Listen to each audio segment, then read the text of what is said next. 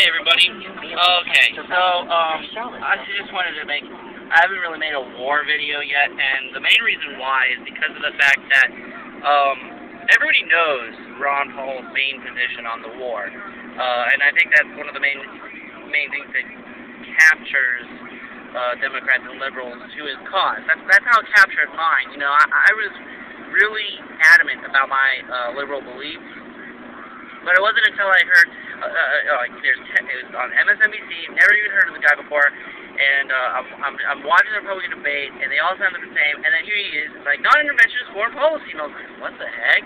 This is a Republican? And that's when I started doing some research on him.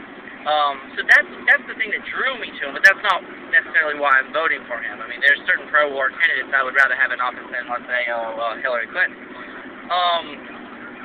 But there's a lot of people where the war is a very important issue, and on both sides, both people who are for the war and against the war. And I'm making this video specifically towards liberals who believe that voting in a Democrat, with the exception of Dennis Kucinich and Mike Gravel, they're going to end the war in Iraq. First of all, the top three, the most recent debate on CNN has specifically stated that they will not promise to bring home all troops by the end of their first term. And you know, this didn't really surprise me for Clinton, but I was pretty shocked to hear Obama and Edwards, especially Edwards, say that, because this would have been a great opportunity for both of those candidates to distinguish themselves from Clinton when it comes to the Iraqi war, because then they could be like, look, not only did she make the wrong decision in the beginning, but she's making the wrong decision now. But, you know, they just, it really upsets me, because, you know, Obama was the guy who you know, got me into politics because of the fact that he makes so much sense when he speaks, and for a while I agreed with a lot of his positions. But it just seems like he's going in the wrong direction with the Iraq issue, because, yeah, he's advocating, you know, withdrawing, but, you know, he wants to leave a residual force, blah-de-blah-de-blah, and it's just not what we need as a nation. Now, to further make things worse, just because they want to get out of Iraq doesn't mean they're anti-war, and I'm tired of these candidates portraying themselves as anti-war candidates. There's a lot of liberals or Democrats out there who forget their history. With the exception of this Iraq war, it was Democrats who got us into every war since World War I. That's the truth. And it's generally been Republicans who got us out. And it's quite sad because Democrats now is the anti-war party. It kind of flipped on that. But none are really committed to taking war off the table, you know?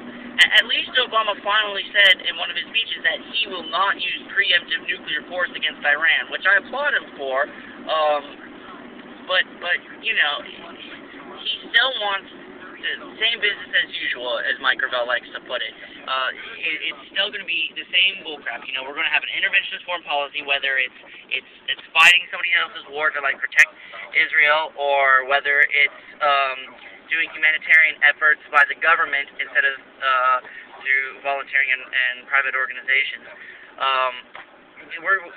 Our government, whenever it interferes with the affairs of other countries, it affects us, and other countries might look up to us because of some things that we're doing, whereas other countries will look down on us because of some things that we're doing. And so we have to be really very careful about what we're doing, and we really should follow the founders' logic.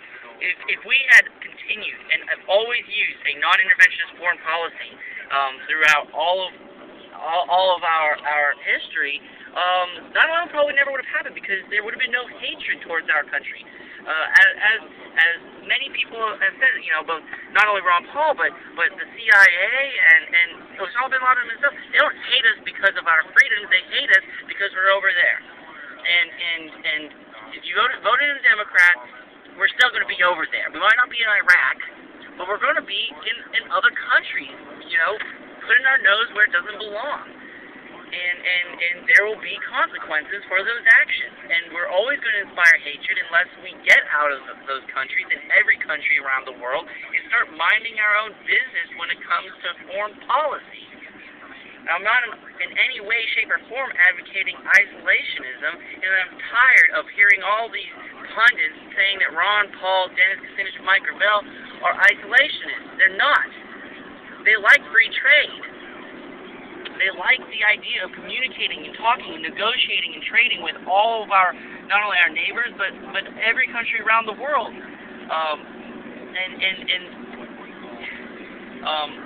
When they say that Ron Paul's against NAFTA and CAFTA, so he's an isolationist. I mean that's absolutely ridiculous, because that's just that's not really free trade. That's gosh, I can't remember what it is.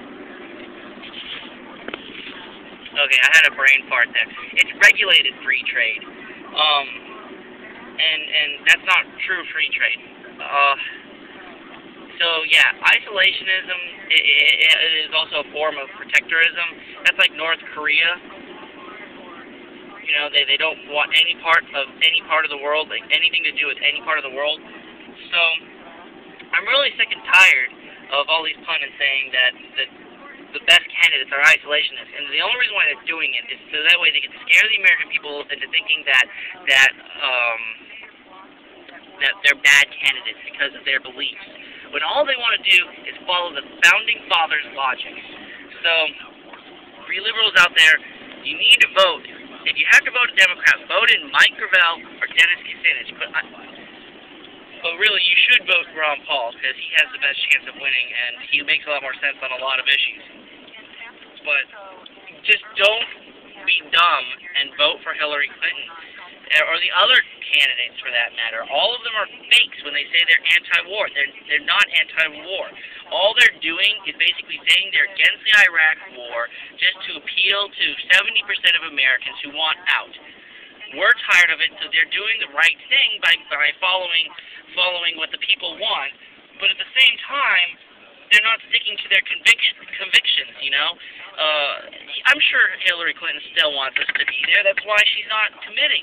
And, you know, that's why I have, in a way, a lot more respect for John McCain, because even though I disagree with the war in general, he's sticking to his convictions. He believes that it's the right thing to do to stay in the war, and not for political reasons or anything like Giuliani or Mitt Romney, but he honestly believes it's the best thing for this country.